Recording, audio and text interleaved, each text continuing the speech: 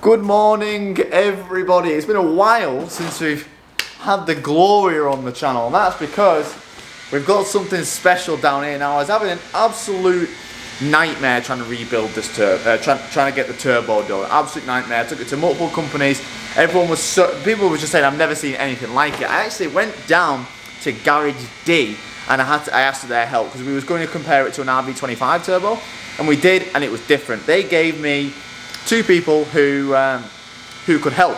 So one of them companies were actually Universal Turbos. So we sent this to Universal Turbos, thank you to them, and they've sent it back, and here we have our beautiful rebuilt turbo. Absolutely gorgeous. So I'll put some cinematics over the screen now. So what they did was, they couldn't rebuild to the standard spec, they had to upgrade it. So it's actually got, I know that sounds like that sounds like a good idea, upgrading the turbo, but once you've got a car which nobody maps and finding parts and ECUs these are impossible, upgraded turbos aren't the best. So we come with a happy medium. It's actually got the insides of a Garrett T3, so it is an upgrade of the VQ30 DET turbo that we had, but we believe that the stock ECU will be able to manage with it, and we actually have got a adjustable wastegate, so we can kind of turn up and down the boost a little bit as we wanted to if it's kind of fuel cutting or anything. So here is our rebuilt turbo, beautiful. So today we're actually going to put it back on the car. We still have some issues with the oil feed line and stuff, so I highly doubt it'll be running today, but nonetheless we'll be able to get the turbo on the car. So I'll just quickly update you where we are. So we actually have a company and made us a custom line. So we need a 4mm, 4mm or above, because the old turbo on this ran because it was an old sort of, I don't know, it's an old sort of turbo. It run restricted lines, and the new ones, obviously we're now a journal bearing. I don't make turbos. So basically we actually need to run a T-piece off here because the old oil feed just isn't working. There's just no oil coming out of it. We've actually got a T-piece in here, but the issue with it is because it's so close to the oil filter housing, when we turn it, even without this and without all the connectors on, it's hitting the oil filter housing. So we need to do something regarding, maybe extend it out to here. We need to do something to do with that, because at the minute we cannot get this T-piece on. So that is one issue, another reason why we're not running today. Once we know it all fits, we need to get this crimped onto the oil sensor switch, so that's another issue. I've actually got a few issues as well, is because the threads on the downpipe up here, they were a little bit ruined when we took them off, so we need to see if we can actually get bolts onto the threads. So let's drop the car. We're going to go from the top, and first of all just make sure we can actually put them bolts into the downpipe. So I've tried to just put some bigger bolts on, or just some bolts on, just to see if I can get the thread. They're a different pitch size. I don't know what pitch size they are. So I've just been looking through the bolts, which I took off the car, and there's three of these big ones that look like downpipe ones. So them three actually go onto the studs on there, and there's actually a couple more here. So that's good. So we know the size. So I'm just going to put the turbo on. That's the main thing for today. Get the turbo on. And if we need some different bolts to the exhaust, then we can just sort that. So I was going to reuse this gasket. It looked fine, and then I cleaned it, and it's just very brittle in this corner. Yeah. Won't be able to use it anymore. So like, this is the thing that's annoying with it. The things that take time. It's very simple. It's just like, oh, I'm going to take the turbo, put the turbo back on, put some bolts on. It's the thing that you don't think about. Like, what if the threads go? Now I've just spent 20 minutes trying to find some bolts which fit on, and now that gasket is broke. So now we're going to have to try and find some gasket. And I'm going to have to make a gasket because obviously you can't buy things for this car. It's just one thing after another, and all these little things add up and just take up so much fucking time that you end up spending a full day doing something that realistically takes an hour. Right, we have some gasket maker, so I'm not sure if this pen's gonna draw on it. Should really be using a big pair of snips, but I can't find any, so hopefully I can get it off with this.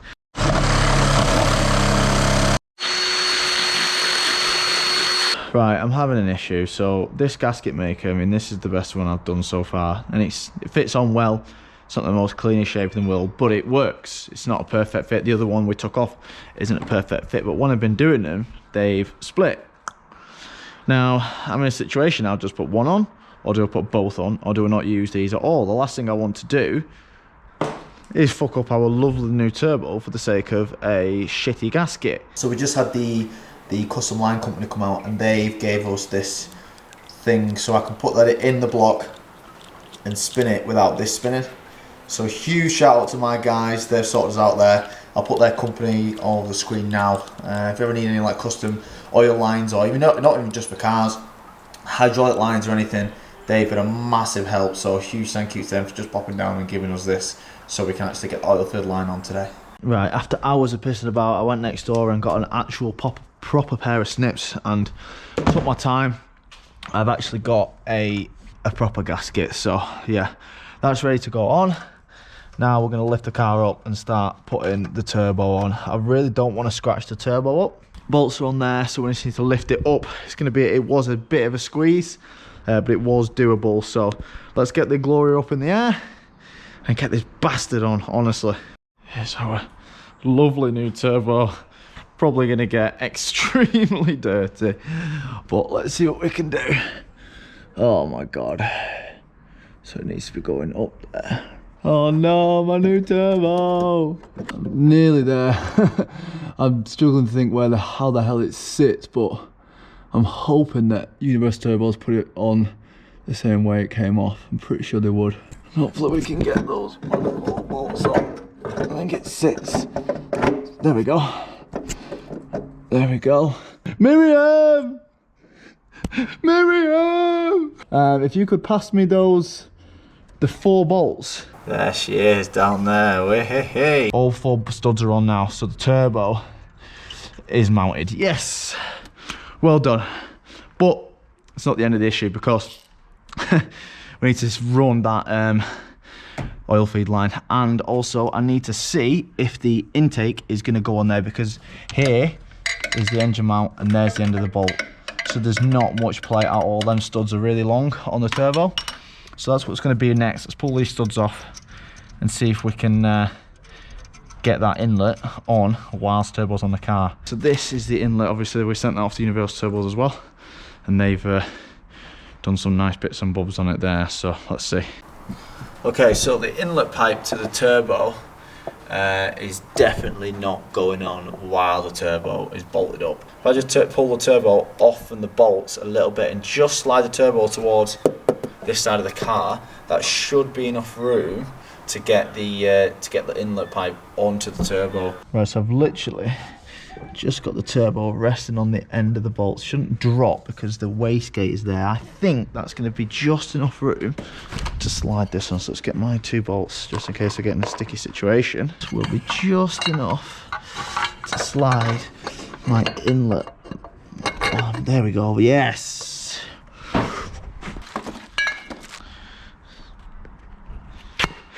There we go.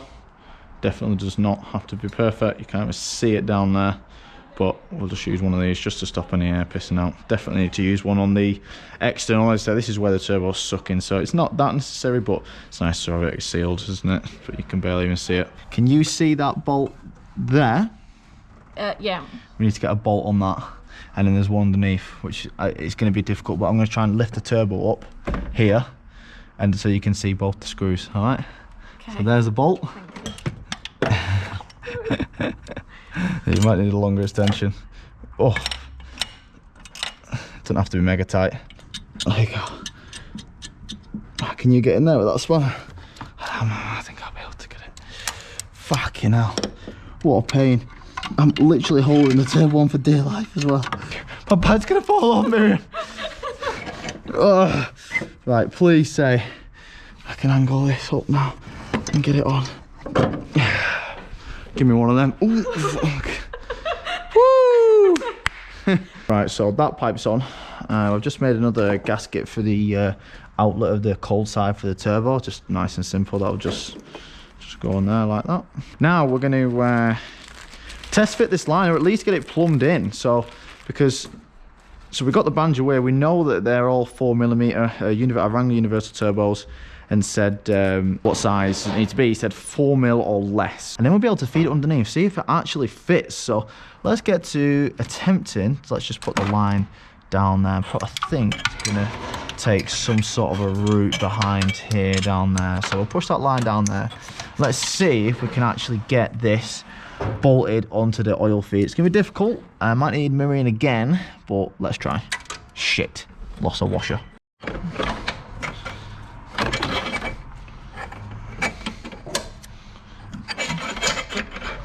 So the hardest thing is because the wire, or the oil feed line, because it's like braided line, it's thick, so it doesn't bend like rubber does, and it has to have a certain orientation. So I've ran it down here and was very close.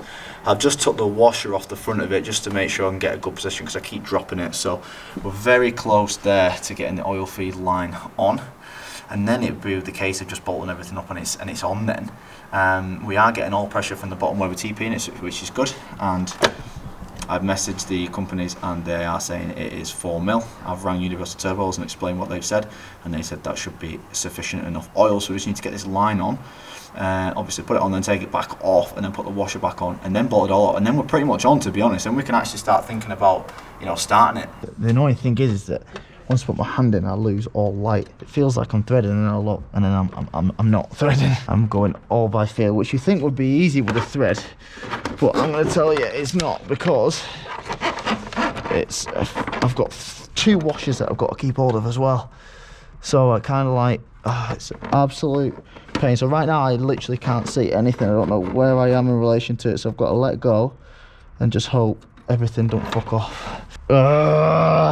Oh my god, finally got that line on. So now we can, now I'm gonna, well, the gasket fell off, so first of all I'm just gonna take the turbo off and put that gasket on first to see what the best way to run that line is. So I'm probably gonna go down by the wastegate. There we go. Oh my god, my back, mate. And over the coolant lines underneath there. Oh my god, mate, this, what a job, guys. What a fucking job. Right, so we've got the line on, and it's in a somewhat suitable position. I'm gonna have a little bit of rubber just to stop it from chafing, but it looks like we'll be fine. So we can run it along here and then up. So this is gonna go into the block first. This little T-piece thing, little thread, which interestingly enough, it's now on the floor. Now we have like a little thread which threads on. It doesn't actually have to spin the T-piece. The line goes on like that. Obviously it needs to be crimped on. We just need to make sure it fits first. And that's going to be our line. But other than that, I actually want to start it. I think we could actually start it tonight. Obviously without the downpipe off. So make sure it's all spinning. Make sure it's making boost. Make sure it's making some cool noises. Actually no, we can't because we need to get this thingy, so we can't actually start tonight. Sorry for getting everyone excited. Right, I know most of it has been filmed on the GoPro today, but it's been very hands-on, and it's been so intricate that I can't really get much close-ups with this camera, but I'll just let you know everything. I just had a KFC, so I feel absolutely lovely and great. I've had about 4 Ferrero Rochers as well. The line company, A, can't come out today, or can't do it today, and B, they can't do it on the car. So at least we know that it all fits. So they have to crimp that. So they're gonna come and get the line and take it back and crimp it. So today, that's as far as we can go really. We can't actually start it without that oil feed line on there. But as we know, it all fits up. I know exactly where it goes. Everything's bolted up on the turbo. Only thing we really need to do is just put the manifold bolts back on, which are here in my hand, and just putting the air butts and the intake and stuff. The exhaust isn't on for obvious reasons, but I don't give a shit about that, to be honest. I just want to hear it making some noises and making some spools and things. But like I said, the downpipe should easily go on there because the bolts are nice and new. Thank you, Universal Turbos. The next episode, we're gonna actually start it, take it for a drive, make sure it's boosted, make sure it's not over boosting, please. And we're also gonna make a blank for the reset valve. We want to make some flutters. The last thing I need to do is, obviously, because this pipe is it's like a hard braided line, I need to mark where they need to crimp it. So I need to put it on, and then I need to put a line of Tipex or something just to show, you know, that because if I put it on the other way around, then the banjo is going to be facing the wrong way. So I've got it bolted in. I'm going to try and perfectly set it up as best as I can of where it's going to go.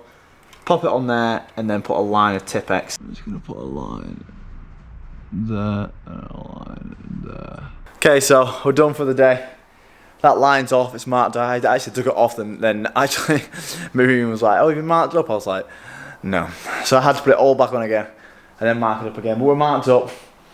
The turbo's just hanging off, so I'm going to tell Miriam and tell her twice, do not start it. Well, there we go. So them guys, they're going to do it on Monday. I'm working on Monday, so I can't do it Monday, but I'm going to be down here Tuesday, and then we're going to get it started.